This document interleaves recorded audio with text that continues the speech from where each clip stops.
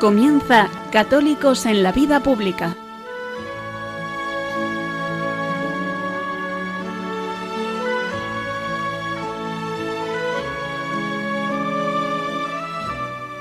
Un espacio dirigido en Radio María por Luis Zayas.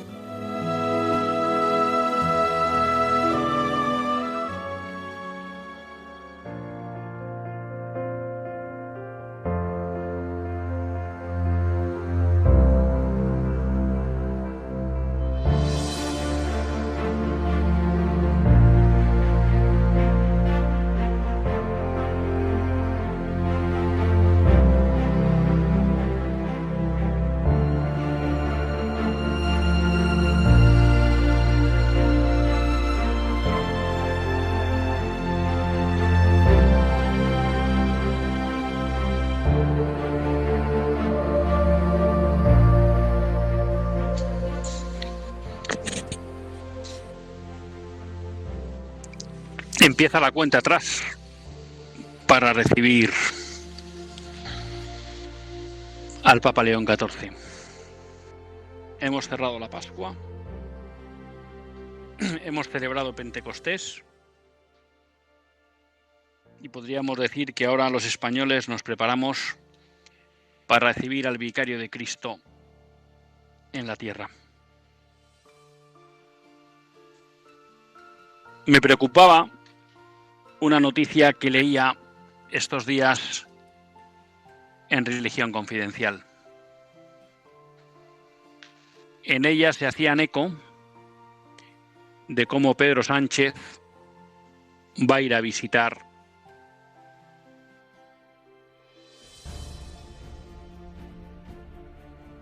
a Papa Francisco, al Papa este miércoles. En la noticia que daba Religión Confidencial hablaba de que lo que llevaba en la agenda, o lo que lleva en la agenda Pedro Sánchez, es hablar del Valle de los Caídos y de la resignificación de la Basílica. Obviamente no podemos tener la garantía de que eso sea así, pero sí me parece relevante que una página de la seriedad de Religión Confidencial se haya hecho eco de esa noticia. ¿Y por qué lo digo? Porque no cabe duda de que Pedro Sánchez, su gobierno, un gobierno que no deja de ser estela del de Zapatero, están empeñados en transformar profundamente el ser cristiano de España. Y en ese ser cristiano no cabe duda pues que el Valle de los Caídos es uno de esos monumentos, hay muchos en España como él, pero quizá este con una significación especial, que molestan. Y yo quería aprovechar este editorial para pedirles a todos ustedes oraciones por el Papa León XIV. No sé cuáles son los argumentos que tratará de esgrimir Pedro Sánchez para justificar su injustificable intento de resignificar la Basílica Pontificia del Valle de los Caídos. No sé si incluso planteará alguna cierta amenaza. Ya digo, estoy elucubrando. Obviamente en el mundo diplomático no se amenaza, pero podrá plantear que a lo mejor algunos tratamientos beneficiosos para la Iglesia podrían desaparecer. No lo sé. Lo que yo creo es que es posible que no sea una reunión fácil para León XIV. Y por eso creo que merece nuestras oraciones. España vive momentos importantes, momentos difíciles, aunque no me gusta hablar de momentos difíciles porque la Iglesia ha pasado momentos difíciles a lo largo de toda su historia y en muchos lugares. Pero es verdad que sobre todo desde el gobierno de Zapatero vivimos una clara ofensiva con el objetivo de transformar cultural y antropológicamente España. Y en ese proceso de transformación cultural y antropológica, la descristianización es un elemento clave. Y en ese proceso de descristianización no tengo duda que un intento de resignificar la Basílica Pontificia del Valle de los Caídos juega un papel clave. Porque además en esa resignificación el Partido Socialista Obrero Español ahondaría en esa estrategia de división y de polarización que viene llevando a cabo desde Zapatero. Recordaba en nuestros programas de la semana pasada, Monseñor Munilla, aquellas declaraciones que se le escaparon off the record a Zapatero con Iñaki Gabilondo diciendo: nos conviene que haya tensión. Voy a intentar generar más tensión en los próximos días de la campaña electoral. Hay un intento permanente por dividir a los españoles por parte del Partido Socialista Obrero Español. Y ese intento por dividir no se ha quedado simplemente en las palabras, sino que ha pasado a los hechos y a los textos de la ley. Y ahí están esas leyes de memoria democrática y de memoria histórica, que frente a lo que dicen, lo único que tratan es de volver a enfrentar a los españoles. Unos españoles que con sus heridas se habían reconciliado y para los cuales la guerra civil no era un motivo de enfrentamiento. Hoy en día no es así. Y el responsable de eso es el Partido Socialista Obrero Español en tiempos de Zapatero, en tiempos de Pedro Sánchez. Yo creo que el Papa conoce bien la realidad española. Yo creo que el Papa sabe lo que significa el Valle de los Caídos. Yo estoy seguro de que el Papa es consciente de que en el Valle de los Caídos, al margen de la resignificación concreta de esa basílica, está en juego la libertad y la independencia de la Iglesia en España. Yo creo que el Papa es consciente de que es una agresión injustificada lo que se pretende hacer en la Basílica del Valle de los Caídos. Pero eso no quiere decir que vaya a ser fácil la reunión si Pedro Sánchez va con esta intención, como publicaba Religión Confidencial. Y por eso yo creo que es tiempo de oración. De oración por el Papa, que como católicos siempre debemos rezar. De oración, por supuesto, porque el viaje a España resulte en grandes beneficios espirituales, como así creo que podemos decir que sucedió en todos los viajes de Benedicto XVI y de San Juan Pablo II. Pero también de oración por esta cuestión concreta. El Valle de los Caídos no es un conflicto más. El Valle de los Caídos no es una discusión sin importancia. Está en juego la defensa de la libertad y de la independencia de la Iglesia en España. Y ojalá el Señor le conceda el Espíritu Santo, cuya venida hemos celebrado, le conceda todos esos dones para que el Papa sepa tomar la mejor decisión posible para la Iglesia y para España. Comenzamos.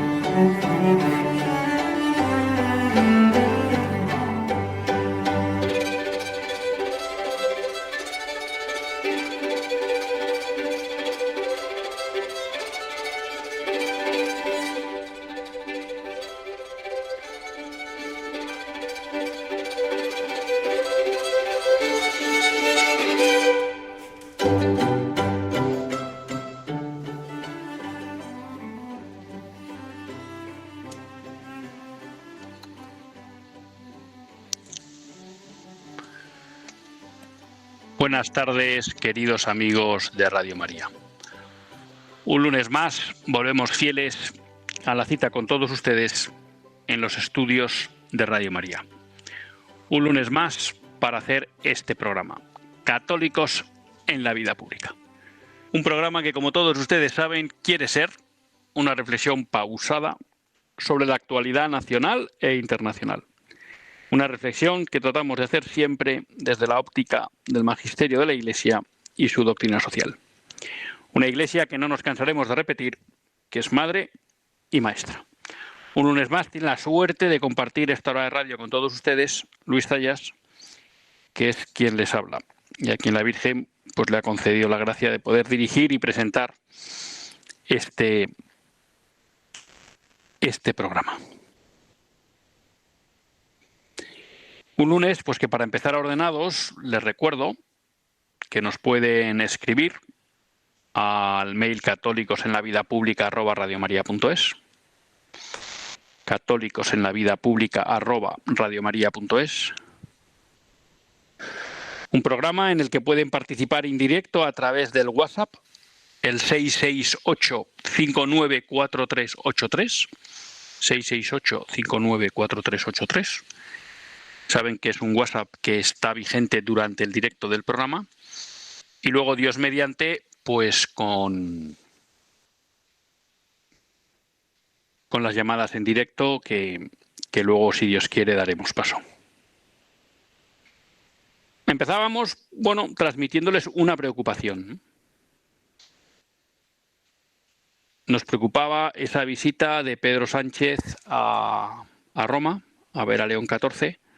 No porque dudemos de la fortaleza ni de la capacidad de León XIV, pero bueno, cuando se publica pues que el trasfondo de la visita de Pedro Sánchez es en relación con el Valle de los Caídos, demuestra dos cosas. Uno, la fijación que tiene este gobierno con el Valle de los Caídos, y repito, concretamente con un templo católico que es la Basílica. Punto uno. Basílica que además, como hemos recordado muchas veces, es cementerio católico, en el que hay enterrados no solo caídos de la guerra civil, sino además algunos que son mártires y beatos reconocidos. Y por tanto, demuestra esa fijación. Segundo, pues que no cabe duda que vaya con esa cuestión, pues también hace prever que esa visita pues puede resultar incómoda. Y por eso yo creo que es bueno rezar por el Papa, ¿no? Para que pueda sobrellevar bien y pueda pues hacer aquello que cree que es el bien para la Iglesia en ese encuentro con Pedro Sánchez. Así que, como les digo, empezábamos con esa preocupación. Luego, por otro lado, porque realmente el lunes pasado no me dio tiempo, quería transmitirles a todos ustedes. Últimamente no me salen bien las palabras, ¿no? Pero por un lado el asombro, por otro lado la emoción y por otro lado el agradecimiento que como humilde colaborador de Radio María sentí al acabar la maratón. Realmente fue estremecedor ver la generosidad de todos ustedes para apoyar, como se hizo, todos los proyectos internacionales para los que la Red Internacional de Radio María había pedido ayuda a España.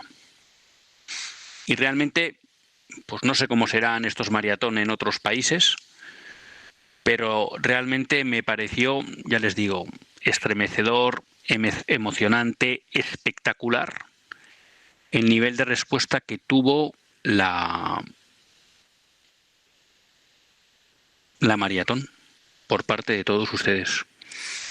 Y que de alguna manera, pues a mí me recordaba, salvando las distancias, pues ese afán misionero por el que se ha caracterizado siempre la Iglesia española. Muchas veces cuando se hacían estadísticas, pues sorprendía, dentro de lo que es un país pequeño, dentro del contexto occidental, el alto porcentaje de misioneros españoles que había en el mundo.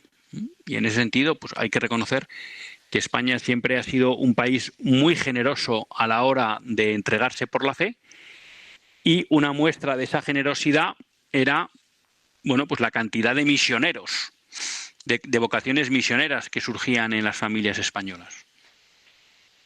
Creo que de alguna manera, salvando las distancias, pero a mí me hacía ilusión esta relación o esta comparación, pues creo que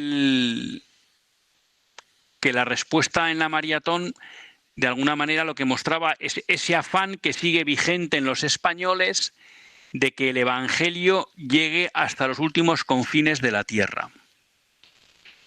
Y que creo que muchos de ustedes pues han descubierto la fuerza evangelizadora que tiene Radio María en España, y por tanto son conscientes de que Radio María es un instrumento privilegiado para promover la evangelización por todo el mundo. Y creo que eso es lo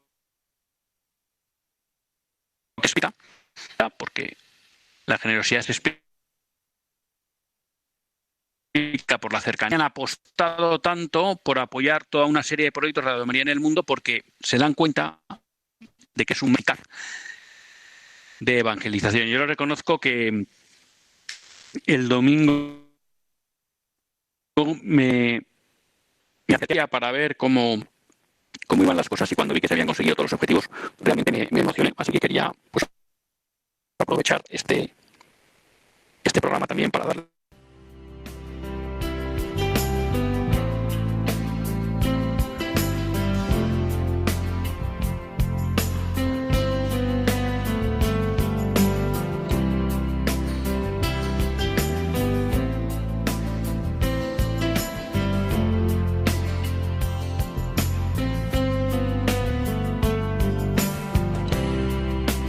I want to know, how does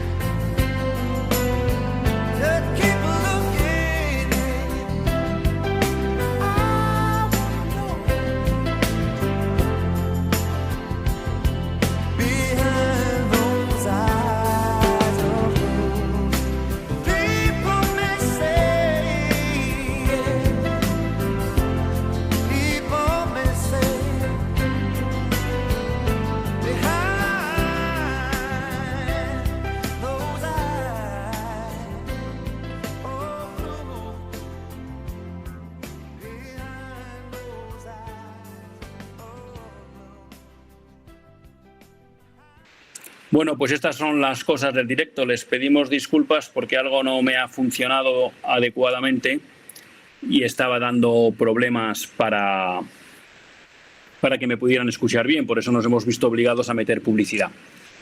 Bueno, no me voy a repetir. Simplemente les había dicho cómo me había sorprendido, emocionado toda la respuesta que todos ustedes habían tenido con la maratón.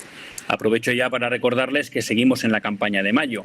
Esto ya no es tanto para proyectos misioneros, para proyectos internacionales. Esto es para apoyar el sostenimiento de Radio María. Un sostenimiento que es gracias a ustedes, gracias a los que rezan, gracias a los que hacen de voluntarios, gracias a los que aportan económicamente. Y que hacen de Radio María una radio especial. Porque si hay una radio independiente en España, no tengan ustedes duda de que es Radio María. Porque Radio María no se debe a nada ni a nadie y vive de los donativos. Por tanto, no puede venir nadie a decirle lo que tiene que decir. Gracias a ustedes, Radio María es una radio independiente y por eso también, a pesar de todo el esfuerzo que se ha hecho en la maratón, pues es bueno que en la medida de lo posible y cada uno según pueda, rezando, haciendo de voluntario, económicamente, apoye en esta campaña de mayo. Les decía que de alguna manera León XIV ya nos estaba preparando para su venida. Y les recordaba cómo en la fiesta de la resurrección que organizaba la Asociación Católica de Propagandistas, nos había invitado a los españoles a vivir en profundidad la fe y a dar un fuerte testimonio de Cristo resucitado. Y en esa invitación nos había mostrado cómo los españoles teníamos unos ejemplos en los que mirarnos, en concreto los mártires de la Guerra Civil, de la República y de la Guerra Civil, ¿no? Y nos invitaba a fijarnos y a mirarnos en ellos para obtener esa fuerza, para testimoniar la fe como la testimoniaron ellos, que estuvieron dispuestos a dar su sangre. Y les decía que de alguna manera, bueno, pues León XIV nos seguía preparando para esta venida. ¿Y por qué digo? Y además en continuidad con ese mensaje que nos había dado en la fiesta de la resurrección, porque el pasado viernes el Papa firmó un decreto de martirio del sacerdote Francisco González de Córdoba y 79 compañeros mártires que dieron su vida por la fe en la diócesis de Santander entre 1936 y 1937. Don Francisco González de Córdoba tenía 48 años en el momento de su muerte y era párroco de Santoña.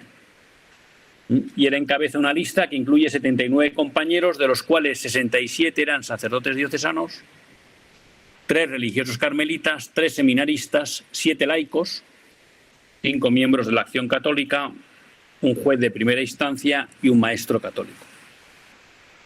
Bueno, de nuevo, pues vuelve a surgir como un orgullo para la Iglesia el comportamiento de los católicos españoles durante la persecución de la República y de la Guerra Civil. Y creo que no exagero si les digo que son miles, porque son más de 1000, los que vienen en camino. Hay muchas diócesis que siguen promoviendo y tienen en curso procesos de beatificación de mártires de la Guerra Civil. Por eso les decía que resulta especialmente doloroso, por más que uno pueda entender siempre que una guerra civil es una herida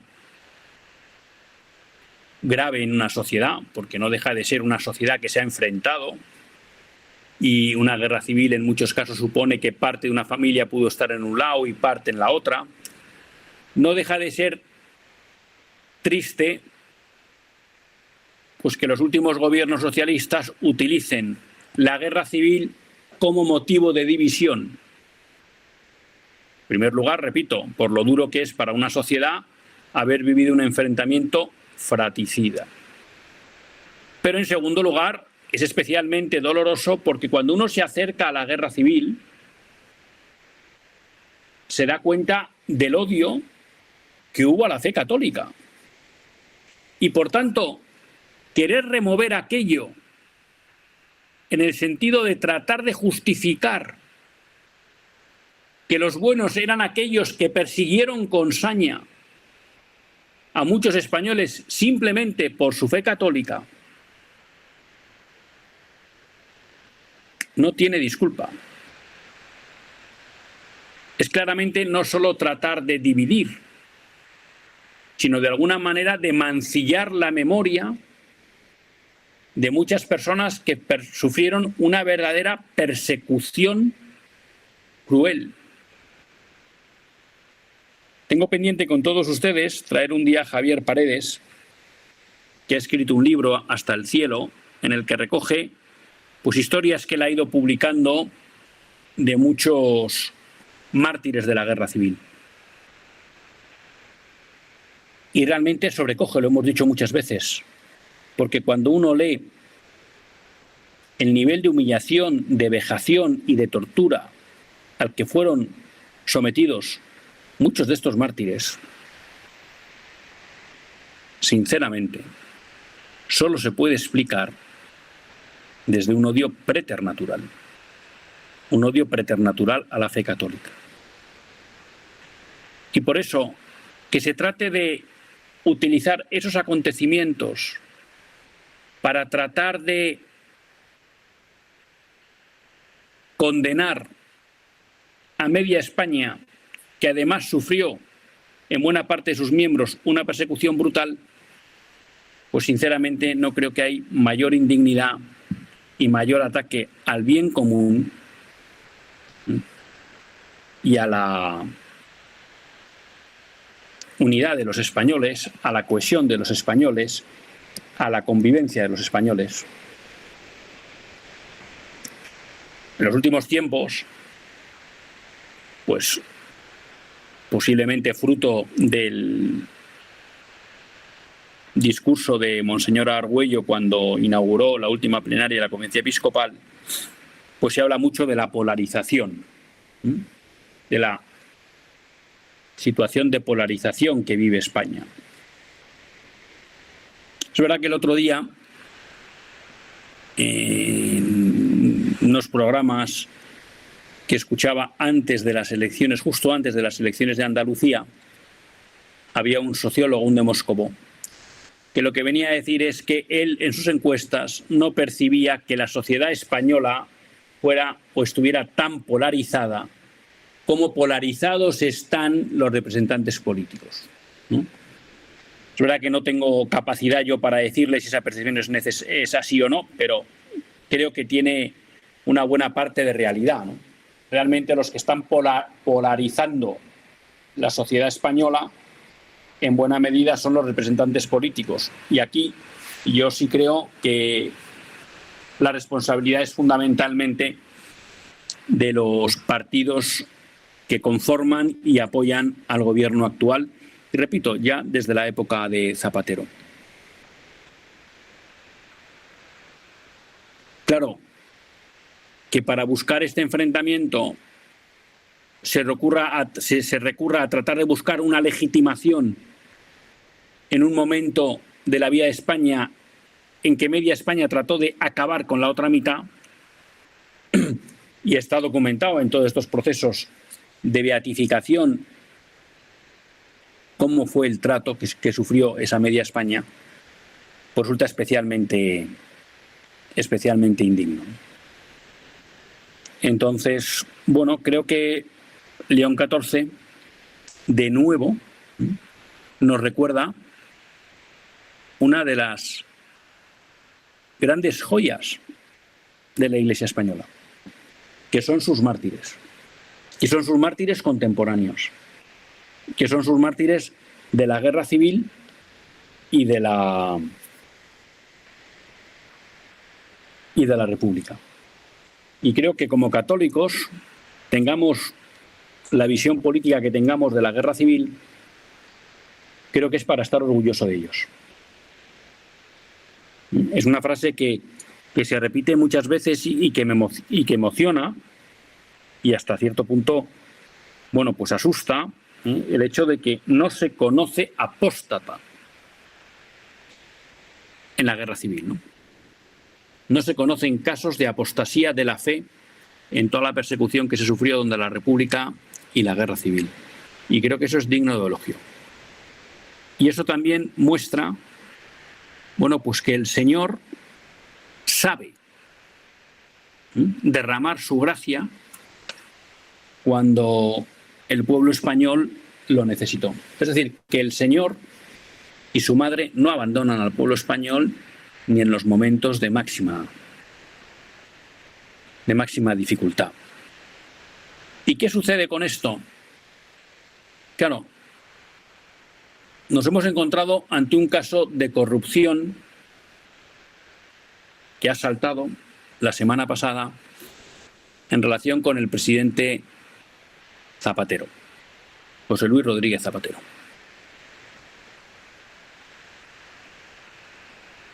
De alguna manera, sus seguidores, porque es curioso, pero Zapatero, desde un punto de vista político, fue una figura que prácticamente cayó en el olvido y en cierta medida hasta fue denostado por el propio Partido Socialista tras su dimisión y la victoria de Mariano Rajoy, y era una figura que no aparecía en el ámbito del Partido Socialista y que posteriormente, con la llegada de Pedro Sánchez a la Secretaría General del Partido Socialista y sobre todo al Gobierno, fue una figura que se ha rehabilitado totalmente, al punto que participaba en todas las campañas electorales y era como uno de los orgullos del Partido Socialista Obrero Español.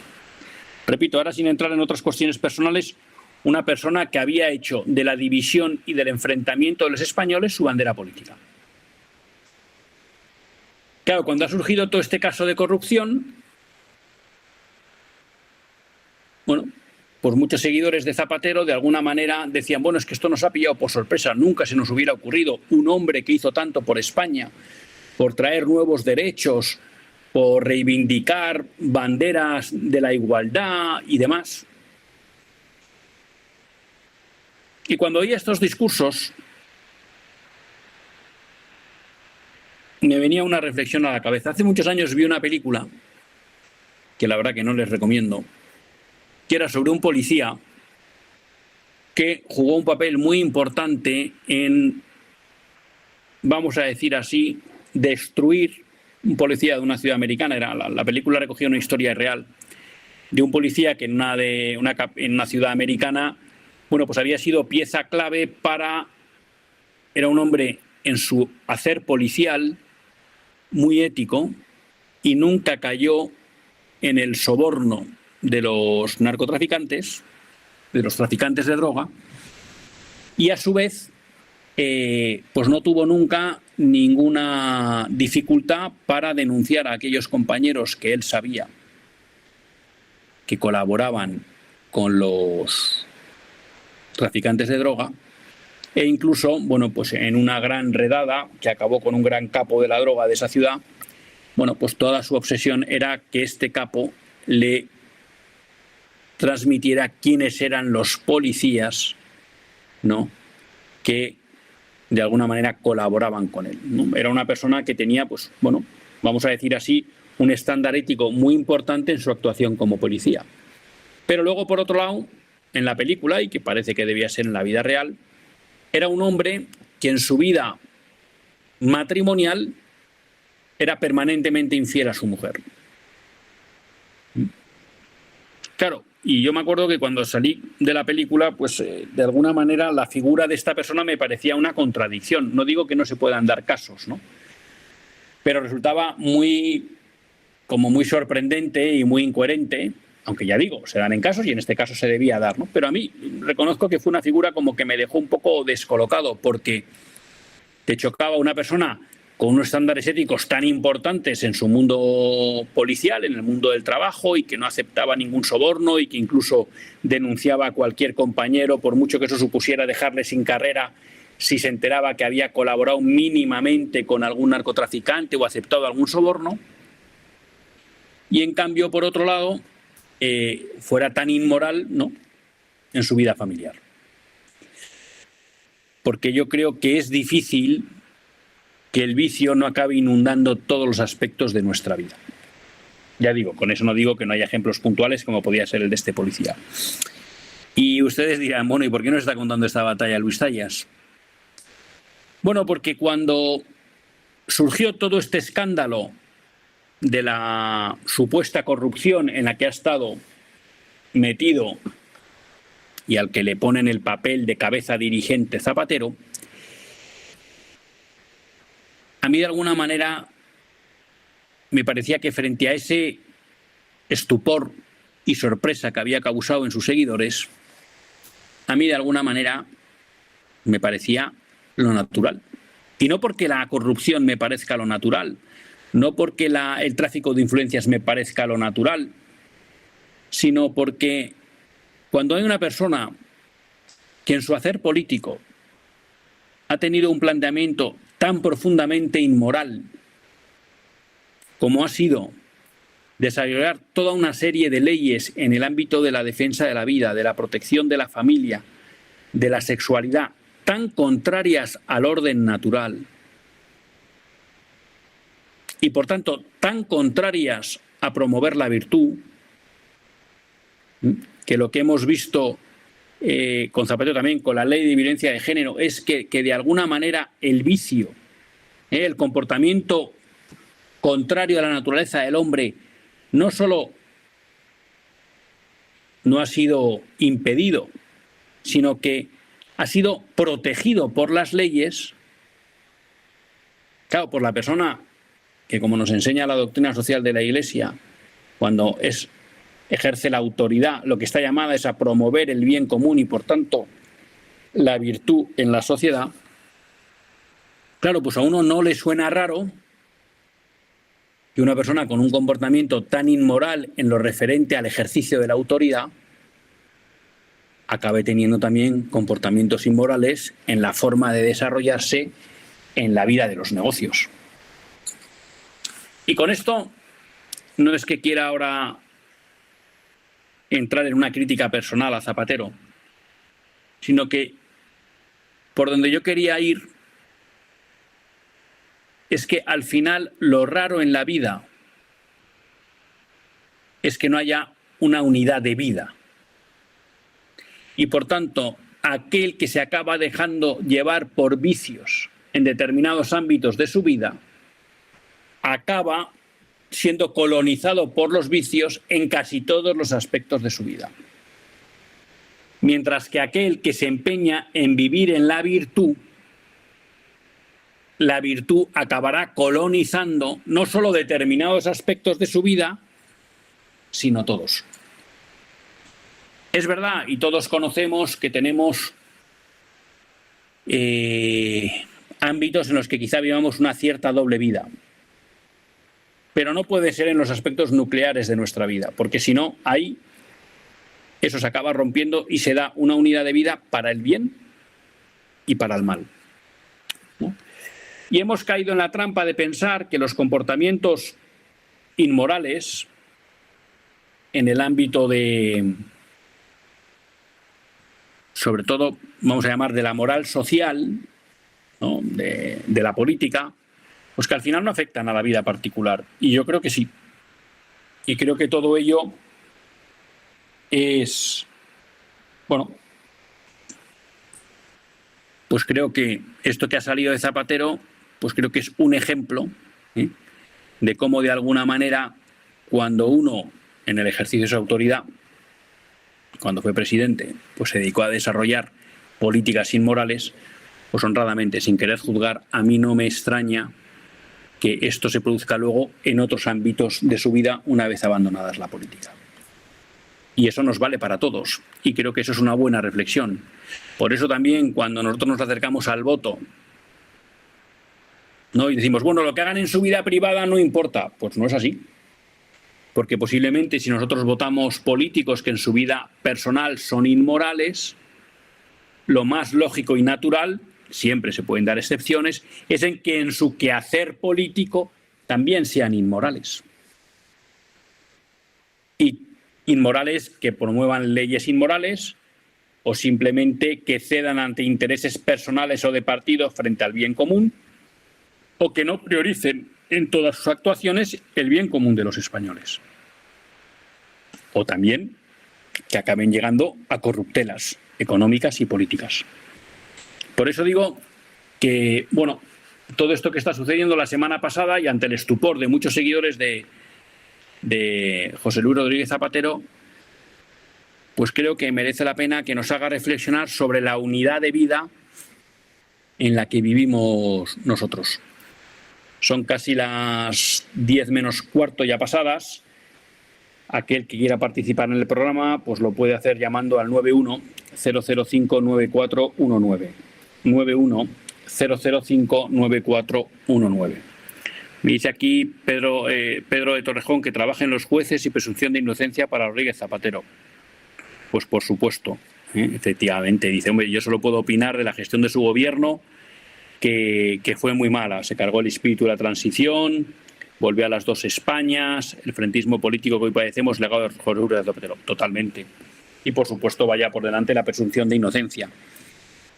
Yo no abundaba tanto en el hecho de culpar a Zapatero de lo que tiene, que ya lo dirán los jueces, sino el hecho de que muchas veces nos extrañemos de que personas que tienen comportamientos altamente inmorales en determinadas facetas de su vida, luego nos sorprenda que también tengan comportamientos inmorales en otros ámbitos de su vida, ¿no?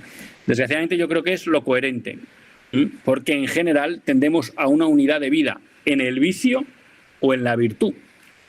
Y por eso de alguna manera es tan importante no ceder ante el vicio, ¿no? Ni siquiera ante los vicios que puedan ser pequeños, o si habláramos en términos morales, ante el pecado venial. Hay que intentar mantenerse siempre en la virtud. Les recuerdo el 91-005-9419. 91-005-9419. Mientras llaman, yo tenía por aquí apuntadas algunas noticias de los últimos días que también creo que pueden merecer la pena comentar. Bueno, estamos viviendo lo que podríamos denominar una batalla por la cima del Aneto. Saben todos ustedes que hace unas semanas pues habían cerrado una cruz que se había puesto en la cima del Aneto, una cruz que ya se había puesto para de alguna manera recuperar una que había sido vandalizada y se había puesto con una estructura fuerte que no permitiera que cualquiera la pudiera derribar. Pero bueno, pues alguien se tomó muy en serio derribarla, incluso creo que explicaban que hacía falta pues una sierra para poderla tirar. Y el caso es que hace un par de semanas teníamos la noticia, yo creo que nos hicimos eco aquí, de un joven francés que había vuelto a subir a la cima del Aneto y había vuelto a poner una cruz, no una cruz tan complicada de derribar, pero había vuelto a coronar el Aneto con la cruz de Cristo. Y este fin de semana volvíamos a tener la noticia de que esa cruz había sido de nuevo vandalizada. Bueno, pues hoy también leía otra noticia en la que de nuevo esa cruz había sido puesta en su sitio. Yo creo que tenemos que ser conscientes de que vivimos en un tiempo en el que tratan de impedir la presencia de cualquier símbolo religioso en el ámbito público. Y yo creo que tenemos que tener el ánimo y la intención de que esos símbolos religiosos no desaparezcan. es muy difícil hablar de... Es muy difícil hablar de cultura cristiana si esa cultura cristiana no está presente. El gran éxito de aquellos que quieren que desaparezcan los vestigios de cultura cristiana es hacer que esas manifestaciones no existan.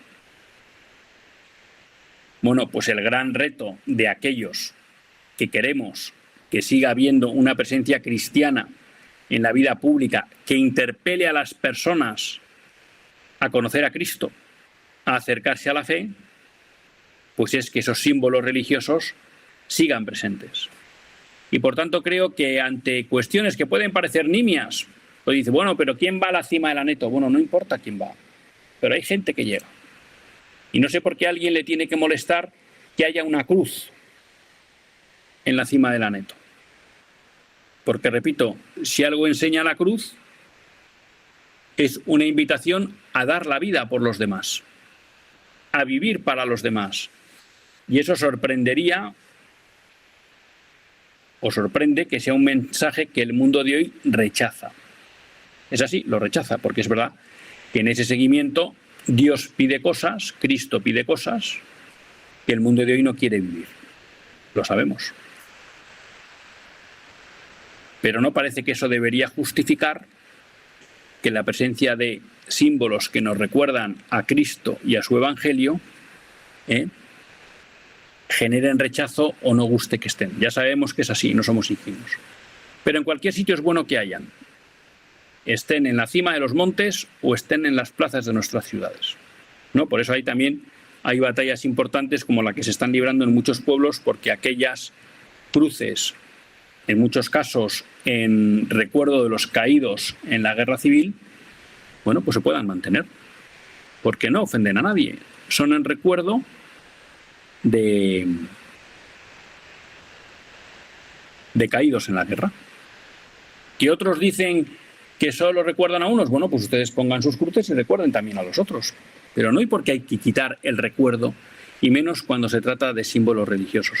Entonces yo creo que ahí tenemos una labor, y en ese sentido, pues este joven que tuvo pues el valor y la iniciativa de subir al Aneto para recuperar la cruz, pues me parece muy loable. Y la de este grupo de personas, pues que una vez que ha vuelto a ser vandalizada, han vuelto a subir arriba, me parece que son también un ejemplo para todos nosotros, ¿no? Porque quizá no es una entrega martirial de la vida, pero sí es tomarse en serio el defender la presencia de los símbolos religiosos en la vida pública, que, repito, es un elemento clave para cualquier sociedad que se quiera denominar como cristiana. Bueno, pues hoy les pido disculpas por esta dificultad técnica que hemos tenido. Les agradezco a todos ustedes mucho la paciencia que han tenido con nosotros un día más. Agradezco en especial a Pedro de Torrejón, no solo por lo que escribe, que siempre es interesante, sino también por su fidelidad, porque la verdad que son muchos los días que se anima a escribir y que se lo agradezco. Les doy a todos, como les decía, la enhorabuena por el apoyo que se ha dado a la maratón, y les recuerdo pues que seguimos con la campaña de mayo, y que lo mismo que hemos ayudado a todas esas radios más incipientes, más humildes, más pequeñas, más nacientes que hay en toda la red mundial de Radio María, pues durante el resto del mes de mayo acuérdense de esta radio, de Radio María, que quiere llevar a todas las casas de España a la Virgen y a su Hijo, y que necesita de todos nosotros para poder seguir adelante. Me despido hasta el próximo lunes, si Dios quiere. Que Dios les bendiga.